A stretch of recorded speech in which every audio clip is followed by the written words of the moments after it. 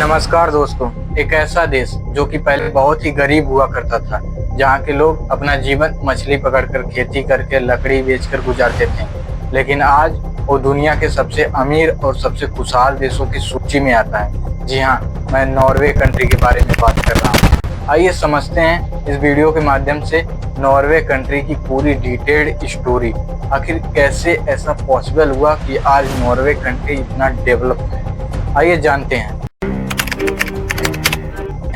इसको जानने से पहले हमें इसकी हिस्ट्री के बारे में जानना होगा। नॉर्वे का इतिहास महान योद्धा वाइकिंग से जुड़ा हुआ है। वाइकिंग युग 1793 से 1066 ईस्वी तक था। इसके बीच वाइकिंग युग चला था। वाइकिंग कुशल नाविक और महान योद्धा थे।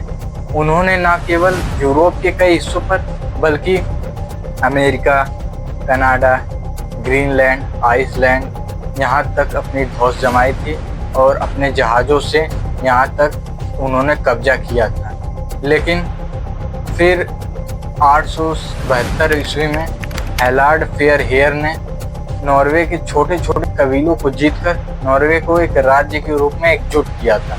तभी जाकर नॉर्वे एक राज्य बना था। फिर आता है मध्य युग और ईसाइयत का आगमन। ये 1066 से 1349 ईस्वी के बीच था। 11वीं शताब्दी के दौरान नॉर्वे में ईसाई धर्म फैलना शुरू हुआ, जिससे वाइकिंग परंपराएं धीरे धीरे खत्म होने लगी और नॉर्वे में ईसाई धर्म फैलना शुरू हो गया।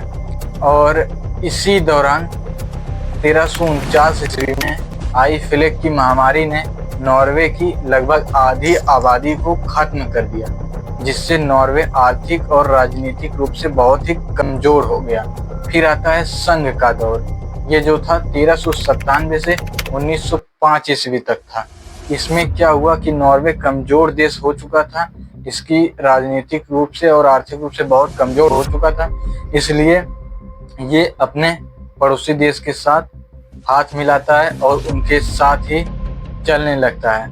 इनके पड़ोसी देश स्वीडन और डेनमार्क थे। इसने डेनमार्क और स्वीडन के साथ संघ में शामिल हो गया और डेनमार्क ने करीब 400 सालों तक नॉर्वे पर राज किया था। लेकिन उसके बाद फिर नॉर्वे ने डेनमार्क से शांतिपूर्वक संधि को समाप्त कर देता है और स्वीडन के साथ संघ में शामिल हो जाता है। और स्वीडन के साथ संघ में शामिल रहते हुए ही इसने अपना संविधान बना लिया था।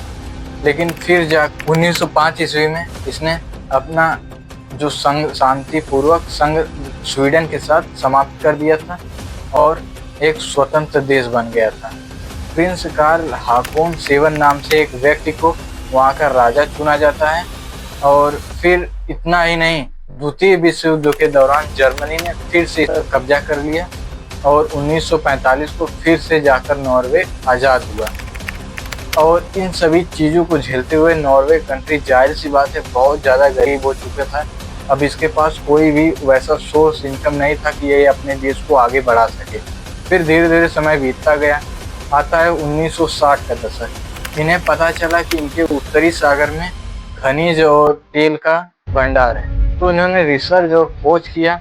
बाहर से भी लोग आए खोज करने के लिए। और सबसे पहला जो कुआं खोदा गया तेल का, वो 1966 ईस्वी में खोदा गया, लेकिन वो सूखा निकला।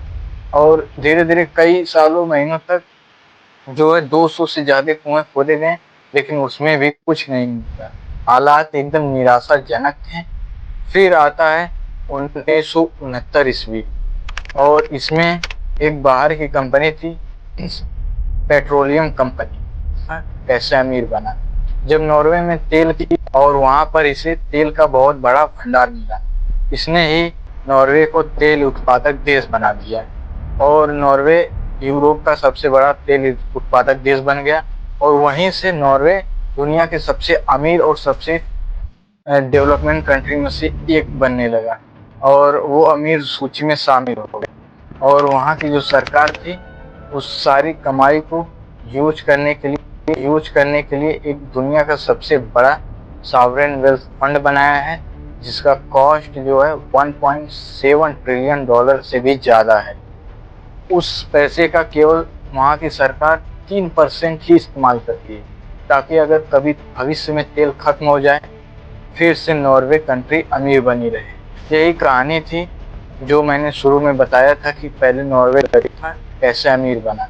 जब नॉर्वे में तेल की जो समस्याएं सुधर गई और तेल का बहुत भंडार मिला, तभी से नॉर्वे दुनिया के सबसे अमीर सूची में शामिल हो गए। लेकिन इतना ही नहीं, आखिर वो जो देश इतना खुशहाल क्यों है? वहाँ की सरकार यहाँ पर शिक्षा और इलाज मुफ्त कराती है, इसीलिए शायद वो दुनिया के सबसे खुशहाल देश की सूची में आता है। और इतना ही, नॉर्वे दुनिया का सबसे पहला ऐसा देश है जहाँ पर सबसे ज़्यादा इलेक्ट्रिक कारें इस्तेमाल की जाती है। और नॉर्वे सबसे प्रदूषण मुक्त है क्योंकि वहाँ पर इलेक्ट्रिक कारें इस्तेमाल होती हैं।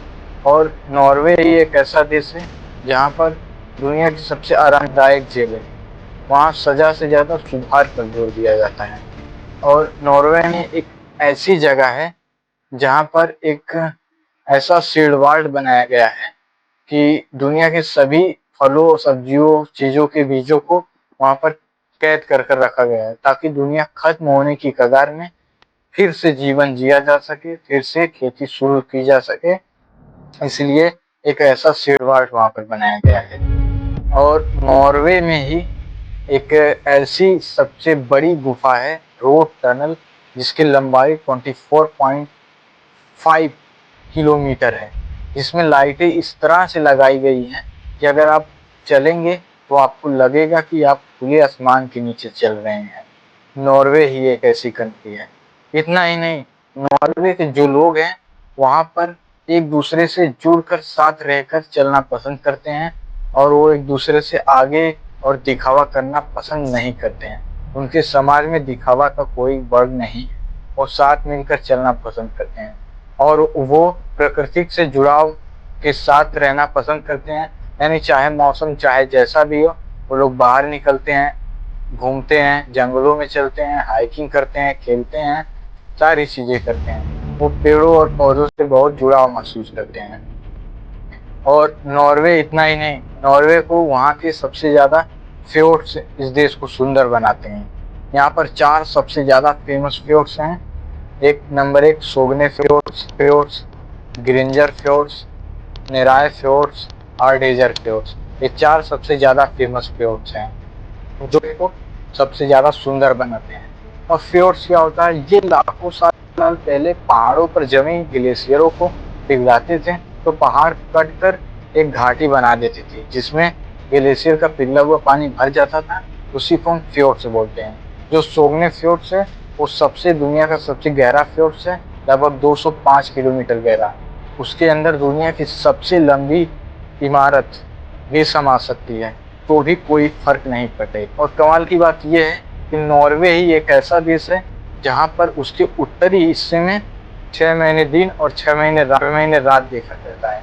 ऐसा इसलिए होता है क्योंकि वहाँ पर सूर्य की रोशनी प्रॉपर नहीं पहुँच पाती है, इसलिए ऐसा होता है।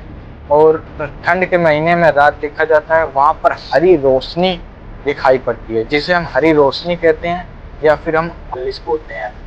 उसे देखने के लिए लोग दूर दूर से आते हैं क्योंकि बहुत ही सुंदर लगता है। बैगनी, हरी, गुलाबी रंग पूरे आसमान में फैला हुआ दिखाई देता है। रातें जितनी गहरी होंगी, अंधेरी होंगी, उतनी ही रोशनी चमकदार दिखाई देती है। और गर्मियों के मौसम में सूरज 12 बजे तक भी नहीं डूबता है रात के। वहाँ पर रात के 12 बजे भी उजाला होता है, आप चल सकते हैं, खेल सकते हैं, कुछ भी कर सकते हैं। वहाँ पर प्रॉपर दिखाई देता है। ऐसा इसलिए होता है क्योंकि वह नॉर्थ पोल पर है और सूर्य की रोशनी प्रॉपर नहीं पहुँच पाती है। जितने भी देश हैं, रसिया हो गया और यहाँ पर स्वीडन हो गया, तो जो भी देश हैं उसके जो भी उत्तरी हिस्से हैं वहाँ पर ऐसा देखा जाता है। ऐसा इसीलिए होता है। और नॉर्वे को हम बोलते हैं ये लास्ट शोर है, लेकिन लास्ट शोर नहीं है क्योंकि इसके बाद समुंदर है, फिर वही कंटिन्यू अमेरिका आ जाता है, फिर वही चीज़ें चलने लगती हैं, इसीलिए ऐसा होता है। तो यही सारी चीज़ें थी नॉर्वे के बारे में। नॉर्वे हमें सिखाता है कैसी आधुनिक तकनीकी और पुरानी परंपराएं साथ मिलकर चल सकती हैं। यह केवल ट्रैवल डेस्टिनेशन नहीं बल्कि एक जीने का तरीका है। यहाँ पर हमें इसके बातों को फॉलो करना चाहिए और इससे कुछ सीखना चाहिए। अगर धरती पर कहीं स्वर्ग और सुकून एक साथ मिलते हैं तो वो यही कंट्री है। तो आज के लिए बस इतना ही। मिलते हैं फिर किसी और वीडियो में, तब तक के लिए धन्यवाद।